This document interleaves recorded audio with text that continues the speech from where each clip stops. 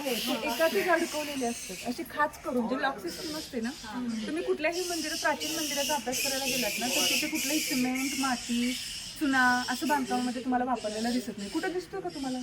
नाही. साधा सोपा आपल्याला आपण बघतो तर कुठंच दिसत नाही. कारण हा दगड आहे, दगडाचे सगळं कोरीव पार्ट वेगवेगळे तयार करून हा वेगळा पार्ट, हा वेगळा पार्ट, हा वेगळा पार्ट असं तयार करून ते लॉक सिस्टीम मध्ये बसवले. इथे या दगडात खाली खच असते आणि वरच्या मध्ये जातं बघतो का आपण एकावर एक पाणी ठेवतो तसं ते एकावर एक ते रचलं गेलेलं आहे. त्यामुळे ते सहजासहजी असं पडत पण नाही लवकर, आपल्याला ते असं काढावं लागतं, एवढं ते मजबूत आहे.